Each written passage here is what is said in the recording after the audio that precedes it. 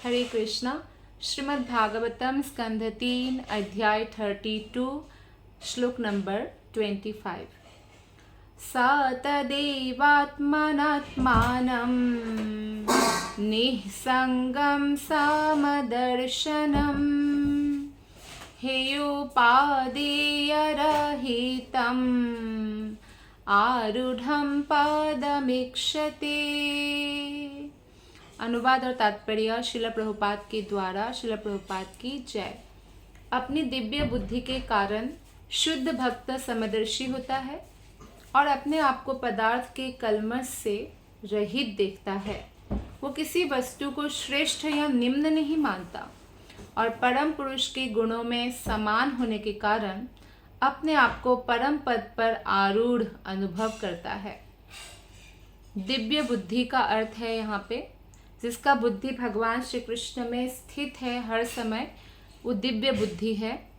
और ऐसे व्यक्ति को कोई भी भौतिक, चाहे तूफान आए या कोई बहुत भौतिक डिस्टर्बेंस हो या बहुत सुख का समय हो, तो उनको कभी भी वो विचलित नहीं कर सकता है या वो किसी को शत्रु नहीं मानता है। तो इसीलिए वो समदर्शी होता है या शरीर को नहीं देखता है, वो आत्मा को देखता है और हर आत्मा के अंदर परमात्मा का दर्शन करता है। और ये जानकर वो सभी को सम्मान करता है, इसीलिए उसको समदर्शी कहा गया है। भगवत गीता में भी कृष्ण ने कहा है पंडितः समदर्शिना, वही पंडित है जो समदर्शी है और पदार्थ की कल्मश से रहित है। और इसलिए क्योंकि वो भगवान को हर व्यक्ति में, हर प्राणी में, हर जगह अनुभव कर सकते हैं, इसलिए उनको परम पद में जो है स्थित हो चुके हैं, ऐसा हमें समझना चाहिए। तात्पर्य में श्रील प्रभुपाद जी बताते हैं कि भक्त की किसी वस्तु के प्रति व्यक्तिगत आसक्ति नहीं होती, भले ही उनकी खुद की पत्नी या बच्चे क्यों ना हो, वो उनको भी भगवान श्री कृष्ण का ही अंश मानते हैं और यही जान के अपना जो सेवा है, जो कर्तव्य है, उसका पालन करते हैं। जब कृष्ण का भक्त कृष्ण का जान के ध्यान रखते हैं, वो और ज़्यादा ध्यान रखते हैं और ज़्यादा अपराधों से बचते हैं। भगवान कृष्ण की प्रसन्नता को ध्यान में रखते हैं क्योंकि वो कृष्ण के हैं। जैसे किसी और ने, कोई अगर आपको कुछ संभाल के रखने के लिए बोलते हैं कि पहले होता था ऐसा, अभी तो लॉकर में रखते हैं कि इतना सोने का गहना है, हम लोग तीर्थ यात्रा में जा रहे हैं तो आप इसको संभाल के रखिएगा। पहले ऐसा होता था, तो लोग ऐसे संभालते थे कि अपना गहना भले ही इतना ना संभालें लेकिन दूसरों का संभालते थे। क्यों? क्योंकि उसी की बेसिस पर जो है वो विश्वास टिका है उनके फ्रेंड्स का या रिलेटिव्स का। तो ऐसे ही भगवान श्री कृष्ण के साथ जब हम अपने संबंध को जान जाते हैं, फिर उनका जो दिया हुआ वस्तु है हम उन्हीं का जानकर बहुत अच्छे से फिर संभालते हैं। तो इसलिए उनका कोई ऐसा प्रिय है मेरा, ये अप्रिय है, ऐसा वो नहीं सोचता। जितना हम भगवान की भक्ति में आगे बढ़ते हैं उतना हमारा विजन जो है वो बड़ा होता जाता है। भगवान की सेवा के लिए वो व्यक्ति कुछ भी कर सकता है और भगवान से इतना प्रेम होता है कि कोई चीज़ उसको नहीं अच्छा लग रहा है तो भी वो करेगा। कोई चीज़ उसको अच्छा लग रहा है पर भगवान को पसंद नहीं, वो नहीं करेगा। कितने ही ऐसे व्यक्ति हैं जो प्रभुपाद ने जीवन चेंज कर दिया। वो लोग अमेरिकन थे, बाहर के थे, तो जैसे उनको अच्छा लगता था अल्कोहल लेना या मांस खाना या अवैध यौन संबंध करना, लेकिन जब कृष्ण से उनको प्रेम हो गया श्रील प्रभुपाद के कारण, तो वो सब कुछ छोड़ दिया। भले ही वो प्रिय हो पर उनको नहीं चाहिए क्योंकि उनकी प्रियतम कृष्ण को पसंद नहीं, और जो उनको अच्छा नहीं लगे करना वो भी वो करेंगे केवल कृष्ण के लिए। जैसे अर्जुन का उदाहरण है कि अर्जुन को पहले युद्ध करना नहीं पसंद था। कृष्ण को कहा मैं युद्ध नहीं करूँगा, लेकिन बाद में जब पता चला कि कृष्ण ही चाहते हैं तो उन्होंने युद्ध किया। श्लोक नंबर 26। ज्ञानमात्रं परं ब्रह्म परमात्मेश्वरः पुमन् दृश्यादिभिः पृथग् भावे भगवानेकैयते। केवल भगवान ही पूर्ण दिव्य ज्ञान है, किंतु समझने की भिन्न भिन्न विधियों के अनुसार वे या तो निर्गुण ब्रह्म परमात्मा, भगवान या पुरुष के अवतार के रूप में भिन्न भिन्न प्रतीत होते हैं। हर जैसे कोई क्लास में स्टूडेंट्स हो तो हर स्टूडेंट का समझने का capacity, memory power, presence of mind अलग अलग होता है।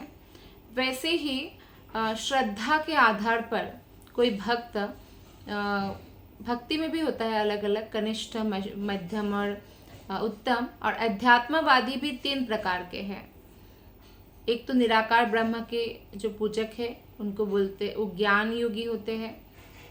परमात्मा के पूजक जो है वो ध्यान योगी, और कृष्ण के पूजक जो है वो श्री भगवान के भक्त के रूप में जाने जाते हैं। तो हमारे समझ के हिसाब से हम भगवान को उतना ही अनुभव कर सकते हैं, जैसे कि ज्ञान योग विधि से लोगों को इतना ही समझ आता है कि भगवान निराकार है, यानी वो निराकार ब्रह्म ज्योति को ही सर्वस्व मानते हैं। जबकि शास्त्र में भगवान कृष्ण ने साफ साफ कहा है कि ये निराकार ब्रह्म ज्योति मेरा अंग कांति है, लेकिन अंग कांति के आगे वो नहीं जा पाते हैं। और अष्टांग योग पद्धति से वही भगवान परमात्मा के रूप में सबके हृदय में वो जानने का प्रयत्न करते हैं। किंतु विशुद्ध कृष्ण चेतना अथवा ज्ञान की विशुद्ध स्थिति में जब कोई परम सत्य को जानने का प्रयास करता है, वही परम पुरुष को जान पाते हैं। भक्त्या माम अभिजानाति। अभी कई बार लोग ये सोचते हैं कि भक्ति योग तो उन लोगों के लिए है जो गृहस्थ है, जो कम बुद्धिमान है, क्योंकि वो इजी है। ज्ञान योग ध्यान योग बड़ा मुश्किल है, पूर्ण ब्रह्मचर्य पालन करना पड़ता है, घर छोड़ के जाना पड़ता है जंगलों में, गुफाओं में, ऐसे सोचते हैं, कई लोग सोचते हैं। लेकिन आप बताइए कि जब भगवान श्री कृष्ण ने स्वयं भक्ति योग को सर्वश्रेष्ठ बोला, तो कोई कैसे सोच सकता है कि ज्ञान योग या ध्यान योग सर्वश्रेष्ठ है। दूसरी बात, भगवान ने कहा है कि ये रास्ता सुगम है भगवान तक पहुंचने का। तो अगर हमें एक जगह से दूसरी जगह जाना है और एक सुंदर हाईवे, सेफ और बढ़िया रास्ता है, और छोटा रास्ता भी है, और एक बहुत लंबा पहाड़ से चढ़कर जंगल से होकर रास्ता भी नहीं बना हुआ है कि पैदल भी जाना पड़ेगा, मतलब बहुत कठोर संघर्ष है, तो कौन बुद्धिमान व्यक्ति भला ये दूर वाला घूम घूम के आने वाला जो 15 किलोमीटर चलना पड़ेगा, कोई आएगा ऐसा करेगा? एक बच्चा भी नहीं करेगा, वो भी आसान रास्ता ढूंढेगा। तो यानी भक्ति योग के माध्यम से, हाँ, लेकिन वो आसान भी नहीं है, क्योंकि हमें कपट से मुक्त होना पड़ेगा, मिथ्या अहंकार से मुक्त होना पड़ेगा।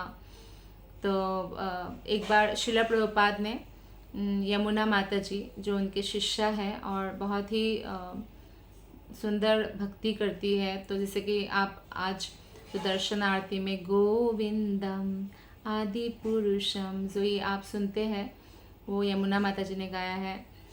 तो उनको एक बार प्रभुपाद ने कहा कि तुम जो जानती हो, जैसे कुकिंग करती हो अच्छे से, तो जो जानती हो वो दूसरों को सिखाओ, नहीं तो ईर्ष्या तुम्हें सताएगा। यानी कहने का मतलब है कि अगर हम कुछ जानते हैं और सिर्फ हम ही उसी को जानते हैं और किसी को नहीं सिखाते, तो हम फेमस हो जाते हैं, और फिर धीरे धीरे क्या होता है, कोई और अगर उनसे जानने लगते हैं तो उनको ईर्ष्या सताने लगते हैं। यानी एक आध्यात्मिक गुरु एक शिष्या को कितना सुंदर तरीके से बताते हैं कि जिससे वो इन सब विकारों में ना फंसे। तो ऐसे ही हमें ये देखना चाहिए कि हम जो जानते हैं भक्ति में, कृष्ण की भक्ति में, अगर उस कला को कोई और लगा सकते हैं तो दूसरों को भी सिखाना चाहिए, और इससे हम ईर्ष्या या किसी भी प्रकार के विकार से मुक्त रहेंगे, और इससे कृष्ण को प्रसन्नता होगी। श्रीमद् भागवत के 2 स्कंद में संस्तुति की गई है कि मनुष्य चाहे भक्त हो या कर्मयोगी या मुक्ति के इच्छुक, यदि वो बुद्धिमान है तो उसे गंभीरतापूर्वक भक्ति में लग जाना चाहिए। मान लीजिए कोई कर्मयोगी ही क्यों ना हो या कुछ भी भौतिक वस्तु ही प्राप्त क्यों ना करना हो, हमें कृष्ण के पास ही जाना चाहिए और कोई भी विधि अपनाना नहीं चाहिए। कि भगवान जो है साफ साफ श्रीमद् भागवतम में, भगवत गीता में, सभी जगह कहा है। तो नेक्स्ट श्लोक पढ़ेंगे अब हम। ओके, तो इसी श्लोक में एक्चुअली हमें एक बात और समझना बाकी है कि भक्त तो परमेश्वर को साक्षात देख सकता है, क्योंकि वो भगवान कृष्ण से इतना प्रेम करते हैं और कृष्ण उनको इतना संतुष्ट हो जाते हैं कि उनको बार बार दर्शन देते हैं। लेकिन ज्ञानी और योगी कितना भी मेहनत कर ले, भगवान का दर्शन नहीं कर सकते और ना ही वो भगवान के पार्षद बन सकते हैं। तो शास्त्र में ऐसा कोई प्रमाण उपलब्ध नहीं है कि कोई ज्ञान के निराकार ब्रह्म की उपासना करके वैकुंठ में निजी पार्षद बन गए भगवान का, या वैकुंठ में प्रवेश पा गए। वो लोग तो निराकार ब्रह्म ज्योति में ही जाएंगे और जैसे ही उनके मन में कोई इच्छा होंगी जागृत, तो फिर से पृथ्वी पर गिरेंगे। हालांकि पृथ्वी पर भी अच्छा जन्म होगा, लेकिन जन्म बंधन मरण बंधन में तो फिर से आ ही गए। और ना ही कोई योग के सिद्धांत से पार्षद बन सकते हैं। हाँ, कोई अगर ज्ञान के इस लेवल तक उठ जाए कि भगवान कृष्ण ही भगवान है, या ध्यान करके ये पता चल जाए उनको, तब वो भगवान की भक्ति में लगेंगे, तब भगवान उनको दृश्य हो सकते हैं। श्लोक नंबर 27। एतावानेव योगेन समग्रेणेह योगिनः युज्यते भीमतो यर्थो यदसंगस्तु कृत्स्नशः। समस्त योगियों के लिए सबसे बड़ी सूझबूझ तो पदार्थ से पूर्ण विरक्ति है, जिसे योग के विभिन्न प्रकारों द्वारा प्राप्त किया जा सकता है। लेकिन एक बात बहुत इम्पॉर्टेंट है, जो ज्ञान योगी हो, चाहे ध्यान योगी हो, चाहे भक्ति योगी हो, वो जानते हैं कि हमें भौतिक जगत के चीज़ों के प्रति आसक्ति नहीं रखना। ये पेरिशेबल है, नष्ट हो जाता है, और अगर हम आसक्ति रखेंगे तो फिर हम भी इसी दलदल में फंस जाएंगे और हम कभी भी मुक्त नहीं हो पाएंगे। तो इसलिए हमें कभी भी इन सब दलदल में फंसना नहीं है। और इसलिए ऐसी बात नहीं है कि ज्ञान योगी है तो या अष्टांग योगी है तो हम उसको नेग्लेक्ट करें या डिस्टर्ब करें या उनके साथ भिड़ जाए, नॉट लाइक दैट। लेकिन ये बात है कि कई जन्म लग जाता है। फिर जब कोई निराकारवादी कई जन्मों के बाद उनको जब ज्ञान होगा कि परमेश्वर कृष्ण ही सब कुछ है, तब जाके जो है वो भगवान की भक्ति में लगते हैं। या ध्यान योगी भी जो पूर्णता प्राप्त कर लेते हैं भगवान कृष्ण ही सब कुछ है करके, तब जाके वो भक्ति में लगते हैं। तो भक्त, ज्ञानी और योगी भवबंधन से बाहर निकलने का प्रयास करते हैं और वो लोग इंद्रिय तृप्ति के कार्य में नहीं लगे रहते हैं। जहाँ तक ज्ञान योगी का सवाल है, वो सोचते हैं कि पदार्थ असत्य है, केवल ब्रह्म सत्य है। इसलिए ज्ञान के अभ्यास करते हैं, वो शास्त्र आदि पढ़ते हैं, ज्ञान का अभ्यास करते हैं और इंद्रियों को भोग से हटाने का प्रयत्न करते हैं।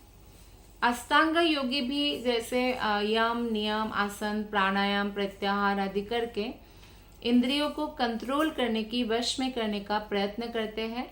लेकिन भक्तों का इंद्रिय अपने आप कंट्रोल हो जाता है, क्योंकि वो अपने आँखों से कृष्ण का, इंद्रिय क्या है, आँख, कान, नाक, जीभ, त्वचा, वो आँखों से कृष्ण का दर्शन करेंगे, कानों से कृष्ण के बारे में श्रवण करेंगे, नाक से कृष्ण को चढ़ाया गया जो फूल है वो सब नाक से सूंघेंगे और जीभ से कृष्ण का प्रसाद का आस्वादन करेंगे और त्वचा यानी स्किन से वो क्या करेंगे, भगवान की सेवा में लग जाएंगे। तो इस तरह से ऑटोमेटिकली उनका इंद्रिया बिना कुछ प्रयास करे, से हम भगवान ने कहा भी है कि बाकी योग में बहुत प्रयास है फिर भी सफलता बहुत कम लोगों को मिलती है, पर भक्ति योग में हर कोई व्यक्ति केवल श्रद्धा से और एक अच्छी भावना से वो क्या कर सकते हैं, भगवान के हृदय को प्रसन्न कर सकते हैं। समस्त योगों का उद्देश्य एक ही है कि हमें जो इंद्रिय तृप्ति है उससे बचना है। जितना ज़रूरत है उतना ग्रहण करना है। जैसे फॉर एग्जांपल जितना आहार बॉडी को जिंदा रखने के लिए चाहिए, हेल्दी रखने के लिए, वो ग्रहण करना है, अत्याहार नहीं करना। ऐसे ही मनोरंजन में भी, आमोद प्रमोद में भी उनको एक बैलेंस मेंटेन करना ज़रूरी होता है। जो ज्ञानी है वो ब्रह्म तेज में एकाकर हो जाना चाहता है, और जो योगी है परमात्मा का साक्षात्कार करना चाहते हैं, और भक्त जो है वो कृष्ण के प्रति दिव्य प्रेमा भक्ति उत्पन्न करना चाहते हैं। प्रेमा भक्ति ही इंद्रिय निग्रह की पूर्ण अवस्था है। और जैसे प्रेम में आप कोई चीज़ छोड़ देते हो तो आपको कोई कष्ट नहीं होता है ना, लेकिन दर्द से छोड़ देते हो या ज़बरदस्ती तो आपको बहुत कष्ट होता है। मतलब जैसे कि बाकी योग में क्या है, व्यक्ति को ज़बरदस्ती मन को हटाना पड़ता है, लेकिन जब मन कृष्ण के हो जाते हैं, कृष्ण से प्रेम हो जाता है, फिर वो अपने आप ही छूट जाता है। तो श्लोक नंबर 28। ज्ञानमेकं पराचीने इन्द्रियैर्ब्रह्म निर्गुणम् अवभात्यर्थरूपेण भ्रांत्या शब्दादिधर्मिणा। जो अध्यात्म से परांगमुख है वे परम सत्य परमेश्वर को कल्पित इंद्रिय प्रतीति द्वारा अनुभव करते हैं, अतः भ्रांतिवश उन्हें प्रत्येक वस्तु सापेक्ष प्रतीत होती है। तो अध्यात्म के जीवन जो नहीं जीते, यानी शास्त्र को नहीं पढ़ते, ना श्रवण करते और ना कोई आध्यात्मिक गुरु का आश्रय लेते हैं, तो फिर अपने मनमानी ढंग से वो भगवान के उसमें लगे रहते हैं, और इससे भगवान प्राप्त नहीं होते हैं। इससे सिर्फ भ्रम पैदा होगा ना। तो हर वस्तु भगवान पर आश्रित है, लेकिन इसका अर्थ ये नहीं है कि भगवान जो है हर वस्तु भगवान है, ऐसा नहीं है। लेकिन हर वस्तु भगवान पर डिपेंडेंट है, भगवान ही केवल पूर्ण स्वतंत्र है। भगवान कृष्ण के स्वरूप को देखकर कोई यह नहीं जान सकता कि वास्तव में क्या है वे, किंतु इसका अर्थ नहीं है कि भगवान असत्य हो गए, क्योंकि हम भगवान को नहीं जान सकते हैं, हम नहीं देख सकते, मतलब ये नहीं कि भगवान है ही नहीं। कृष्ण के स्वरूप का जो है उल्लेख है ब्रह्म संहिता में, ईश्वर परमः कृष्ण सच्चिदानंद विग्रह अनादिरादि गोविंद सर्व कारण कारणम। तो परमेश्वर भगवान श्री कृष्ण है और वो सच्चित आनंदमय विग्रह है। अपनी अपूर्ण अनुभूति के कारण व्यक्ति भगवान को नहीं समझते, तो अलग अलग व्यक्ति भगवान के बारे में अलग अलग विचार रखते हैं। वे बहुत भाग्यवान है जिसके हृदय में स्वतः कृष्ण के प्रति प्रेम है, नेचुरल लव है, क्योंकि इसको प्राप्त करने के लिए कई जन्म लग जाता है। हम उनके विषय में, हमें भगवान के विषय में ज्ञान प्राप्त करना होता है, इसलिए हमें भगवान के बारे में श्रवण करना है, और ज्ञान के बेसिस पर जब हम कोई भी कार्य करते हैं तो वो पक्का होता है। तो भगवत गीता भी इसकी पुष्टि करते हैं, ज्ञानम एकम। जो लोग कृष्ण को देखकर उन्हें सामान्य व्यक्ति समझते हैं वे मूर्ख हैं, वे भगवान के असीम ज्ञान, शक्ति तथा ऐश्वर्य को नहीं जानते हैं, और इसलिए वो सोचते हैं कि हमारे जैसे शायद मनुष्य थे कृष्ण और राम। तो उनके बारे में भगवत गीता में भी बताया गया है कि वे मूर्ख है या मूढ़ा है संस्कृत में।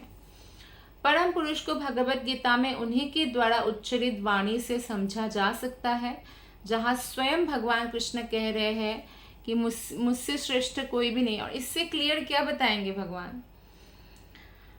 और भगवान ये भी कहते हैं कि निराकार ब्रह्म तेज मुझ में ही वास करता है। तो भगवत गीता की शुद्ध एवं पूर्ण दृष्टि की तुलना गंगा नदी से की जाती है।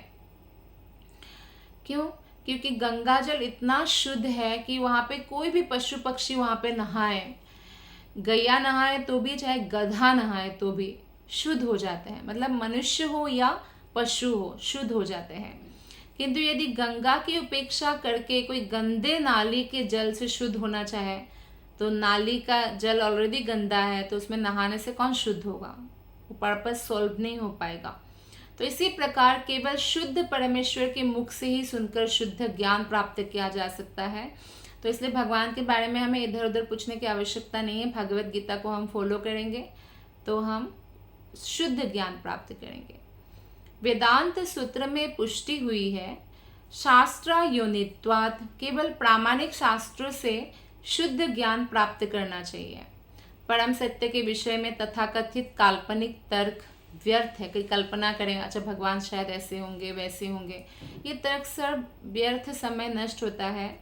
जीव की वास्तविक पहचान उसकी चेतना है। जगते सोते सपने में उससे हमेशा चेतना रहती है। अब देखिए, कोई भी गुरु जब शिष्य को देखते हैं ना, वो उनका बाहरी रूप नहीं देखते बल्कि चेतना को देखते हैं, और तब जाके जो है वो उनको स्वीकार करते हैं। कहने का मतलब है, गुरु लोग बहुत दयालु होते हैं, तो वो चेतना को शुद्ध कर देते हैं अपने संगति से। लेकिन हमारी चेतना बहुत इम्पोर्टेंट है कि हम कैसी भावना रख रहे हैं दूसरों के प्रति, भगवान के प्रति, अन्य वस्तुओं के प्रति। तो शुद्ध होना चाहिए, कृष्ण में स्थित होना चाहिए। यहाँ तक कि प्रगाढ़ निद्रा में भी हमारी जो चेतना है वो काम करता रहता है, इसलिए कभी सुख देता है तो कभी दुख देता है। तो जैसे कि कोई रात को अगर कुछ कार्य करते हैं तो वो सबकॉन्शियस माइंड को बहुत असर करता है। इसलिए कहा जाता है कि रात को सोते समय अगर हम भगवत गीता, भागवतम आदि अध्ययन करें या हरिनाम जप करते हुए सोएं, तो इसका बहुत सुंदर प्रभाव हमारे मस्तिष्क पर पड़ता है। इस प्रकार जब सूक्ष्म स्थूल भौतिक पदार्थ के माध्यम से चेतना प्रकट होती है तो प्रच्छन्न रहती है। भगवान कृष्ण कहते हैं कि या यथामम प्रपद्यन्ते, जो जैसा मेरे पूजा आराधना करते हैं, जैसा सोचते हैं, मैं उसके हिसाब से उनको रिवॉर्ड देता हूँ। तो ये चेतना की यहाँ पे बात कर रहे हैं भगवान, और चेतना के हिसाब से ही हम बड़े भक्त जैसे बोलते हैं ना, कौन सा उत्तम भक्त सबसे अच्छे होते हैं, बड़े होते हैं। तो उत्तम, मध्यम, कनिष्ठ हम अपने चेतना के अनुसार ही बनते हैं। और ये कैसा पता चलेगा, जब चेतना हमारा शुद्ध होगा ना, हर समय हमारा मन कृष्ण में स्थित होगा, हम प्रफुल्लित होंगे और सबके प्रति जो है हमारी भावना जो है शुद्ध रहेगी। जैसे उत्तम भक्त को आप देखेंगे ना, वो निद्रा आदि में बिल्कुल भी इंटरेस्टेड नहीं होते हैं। कोई मतलब निद्रा नहीं, निंदा, सॉरी, तो निंदा आदि में बिल्कुल निंदाति शून्यम होते हैं वो लोग। तो ये धीरे धीरे हमारे अंदर भी डेवलप हो सकता है। तो इस प्रकार जब सूक्ष्म और स्थूल भौतिक पदार्थों के माध्यम से चेतना प्रकट होती है तो प्रच्छन्न रहती है, किंतु जब चेतना कृष्ण चेतना में रहकर शुद्ध हो जाती है तो मनुष्य जन्म मृत्यु के चक्र से मुक्त हो जाता है। तो यानी भगवान की जो भगवत गीता है वो एक्चुअली जैसे गंगा शुद्ध करती है, गंगा नदी, वैसे ही हमारी चेतना को शुद्ध करने के लिए ये शास्त्र।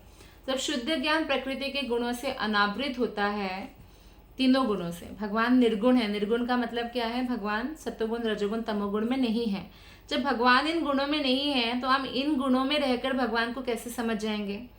तो जब हम इन गुणों से मुक्त होते हैं, और कैसे मुक्त होंगे, जैसे नारद मुनि कहते हैं व्यास देव को कि वैष्णवों के पूर्व जन्म में जब वो एक छोटा सा बालक थे 5 वर्ष का, तो माता एक वैष्णवों के आश्रम में काम करती थी।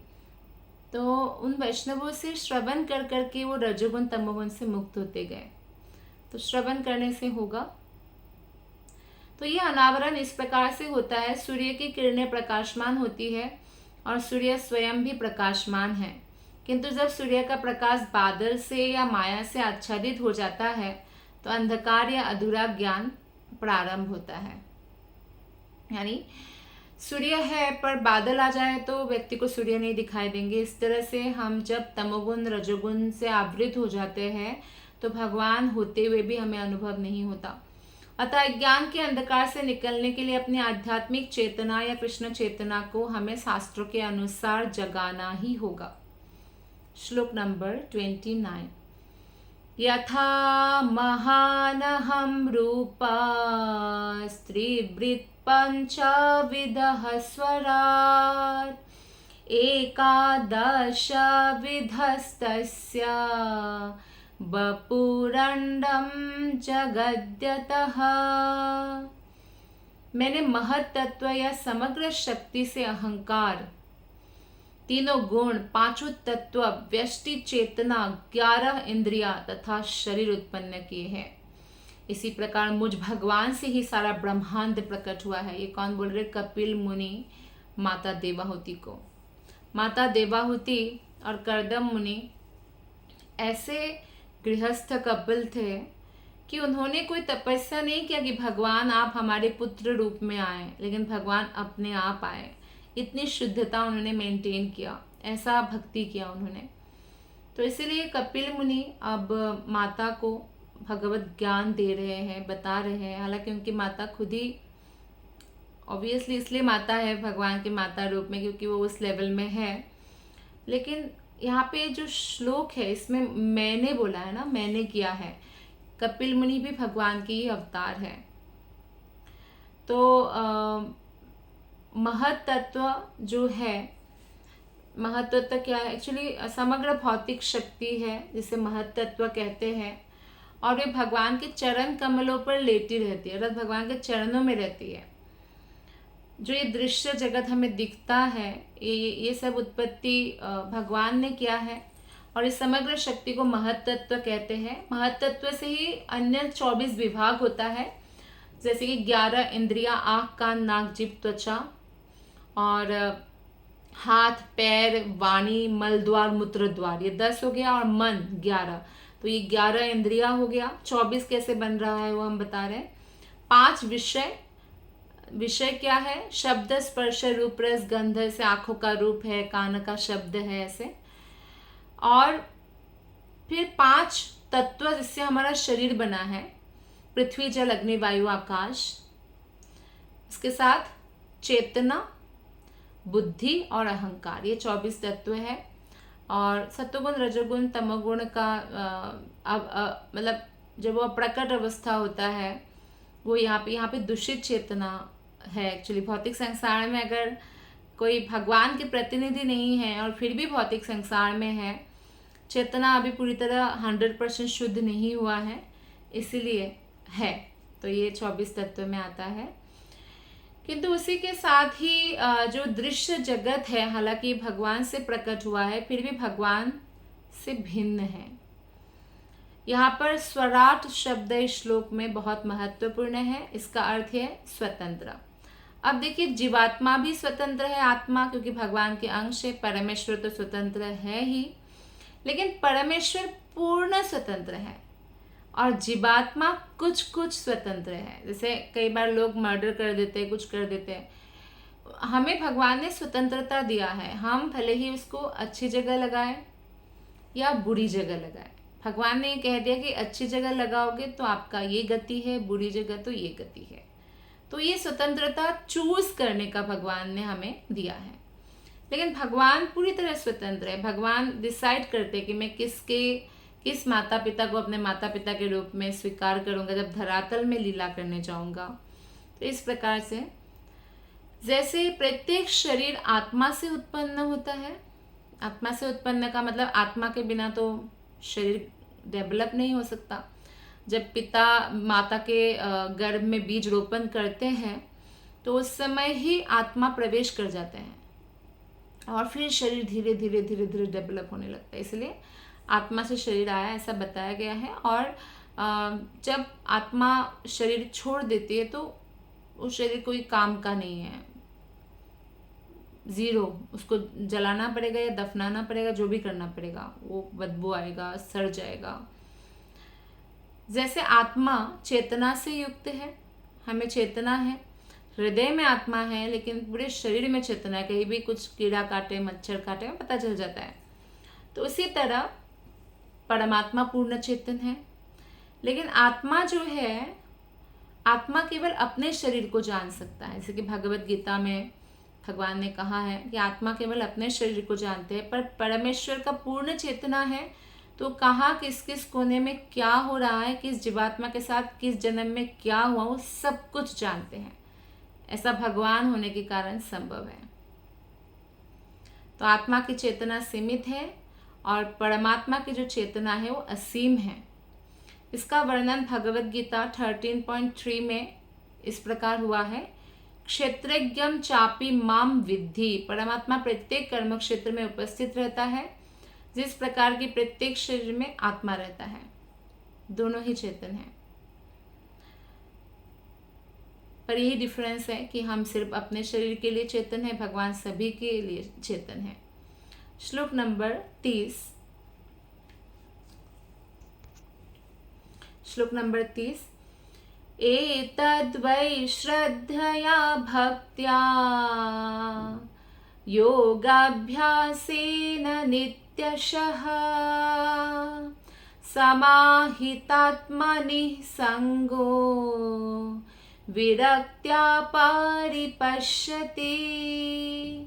यह पूर्ण ज्ञान उस व्यक्ति को प्राप्त होता है जो पहले से ही श्रद्धा, तन्मयता तथा पूर्ण विरक्ति सहित भक्ति में लगा रहता है और भगवान के विचार में निरंतर निमग्न रहता है। वो भौतिक संगति से निर्लिप्त दूर रहता है। तो ये पूर्ण ज्ञान है और ये पूर्ण ज्ञान उसी व्यक्ति को प्राप्त होगा। प्राप्त होने का मतलब है कि जब हम ज्ञान को रियलाइज करते हैं, बहुत इंपॉर्टेंट है रियलाइजेशन, और भक्ति के बिना वो रियलाइजेशन होगा भी नहीं। ऐसा व्यक्ति को प्राप्त होगा जिसके हृदय में भगवान के प्रति प्रचुर श्रद्धा है, वो एकाग्रता से भगवान की सेवा में लगे हुए हैं और पूर्ण विरक्ति है। भगवान के अलावा किसी वस्तु के प्रति वो आसक्ति नहीं रखता और भक्ति में लगा रहता है का मतलब है, भक्ति का अर्थ है कृष्ण का प्रेममयी सेवा।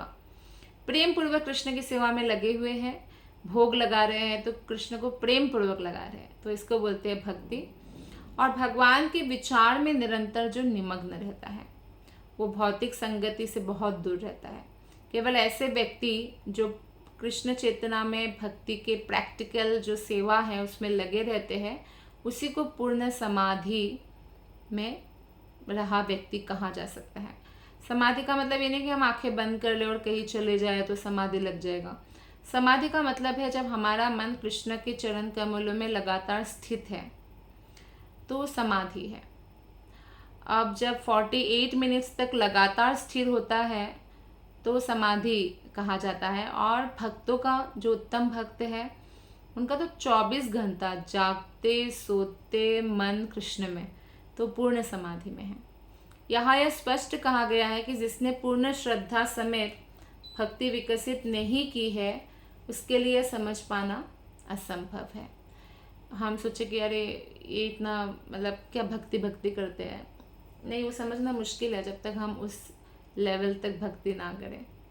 तो इसलिए जो कनिष्ठ भक्त होते हैं वो उत्तम भक्तों को कभी नहीं समझते, उनकी क्रिया मुद्रा क्यों ऐसा कर रहे हैं क्यों नहीं, बहुत सारा क्वेश्चंस आता है पर वो नहीं समझ सकते। और ना ही कनिष्ठ भक्त मध्यम को समझ सकते हैं। जब हम मध्यम बन जाएंगे तो हम मध्यम और कनिष्ठ को पहचान सकेंगे। जब हम उत्तम बन जाएंगे तो हम उत्तम, मध्यम और कनिष्ठ में समझ जाएंगे, पहचान सकते हैं। श्लोक नंबर 31।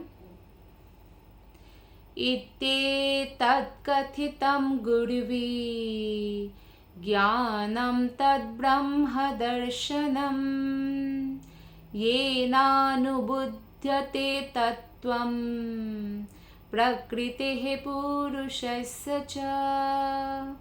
आदरणीय माता, मैंने पहले ही आपको ही परम सत्य जानने का मार्ग बता दिया है, जिससे मनुष्य पदार्थ तथा आत्मा एवं उनके संबंध के वास्तविक सत्य को समझ सकता है।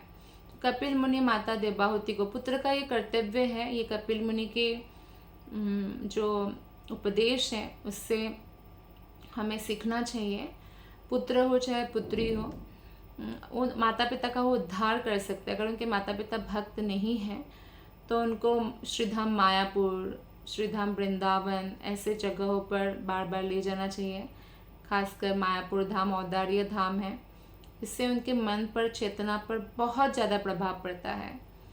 और साथ ही साथ जो है अगर वो भक्ति में नहीं है तो उनको भगवान के बारे में बताना चाहिए, उपदेश देना चाहिए। ऐसा बहुत उदाहरण है इस्कॉन में कि बच्चों से माता पिता भक्ति में जुड़े हैं। क्यों?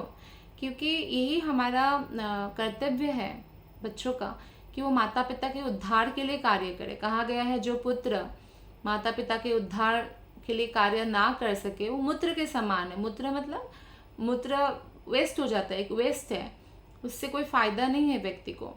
ठीक उसी प्रकार से पुत्र का कर्तव्य है कि वो माता पिता के उद्धार के लिए कार्य करें, और माता पिता का भी कर्तव्य है कि वो पुत्र के उद्धार के लिए कार्य करें।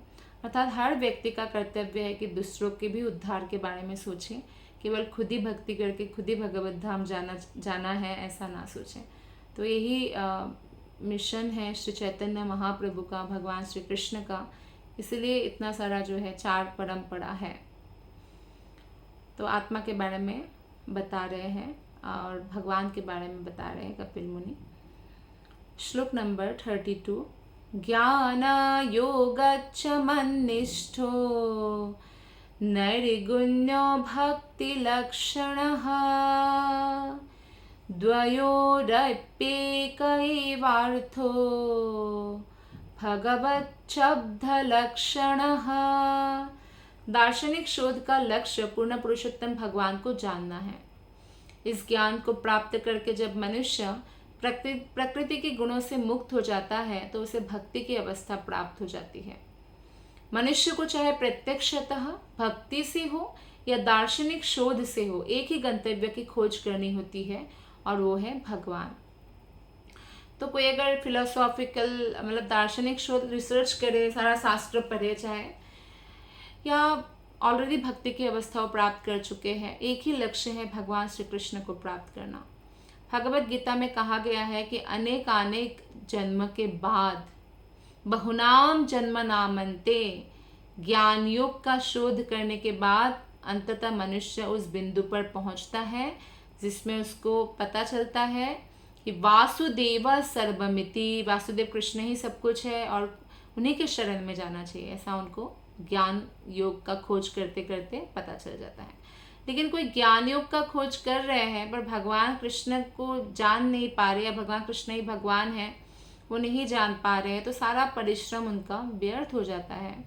उसे तब तक ज्ञान की खोज करनी पड़ती है जब तक वो भगवान की भक्ति को नहीं समझ लेता। इसलिए ज्ञान योग में कई जन्म लेना पड़ता है, हजारों जन्म लेना पड़ सकता है, क्योंकि कितना कौन प्रगति करे ज्ञान योग में भी, क्योंकि इतने सारे शास्त्र है उसको समझना बहुत मुश्किल है। तो इसलिए भगवान के प्रत्यक्ष संपर्क में हमें आना चाहिए। जैसे कि भगवत गीता में बताया गया है कि भक्ति हमें कैसे करना चाहिए, डायरेक्ट कृष्ण से करना चाहिए, और ना कोई चिंतन का सहारा लेना चाहिए, ना कोई अन्य विधियों का। क्योंकि योगी या ज्ञानी जो है बहुत कठिनाइयों के बाद भगवान के पास पहुंच सकते हैं। हाँ, आना तो उनको भी भक्ति योग में ही पड़ेगा, कोई दूसरा रास्ता नहीं है। जैसे मैंने आपको बताया एक शॉर्ट रास्ता था और उस शॉर्ट रास्ता में ही घूम घूम के आना होगा, लेकिन वो रास्ता तक आने के लिए भी ज्ञान योगी ध्यान योगी को बहुत कठिनाई या कष्ट सहन करना पड़ता है। ये भगवान ने भगवत गीता में भी अर्जुन को कहा है। लेकिन भक्ति के मार्ग तो सबके लिए सुगम है, कोई भी व्यक्ति भक्ति कर सकता है। इसके लिए कोई भी स्पेशल क्वालिफिकेशन नहीं चाहिए, बस इतना चाहिए कि वो शास्त्रों का श्रवण करे, भगवान के दिव्य कृष्ण की सेवा करे, कृष्ण के लिए प्रेम उत्पन्न करे, भक्तों का संग करे, भक्तों की सेवा करे। आप सबका हृदय से बहुत बहुत धन्यवाद। हरे कृष्ण।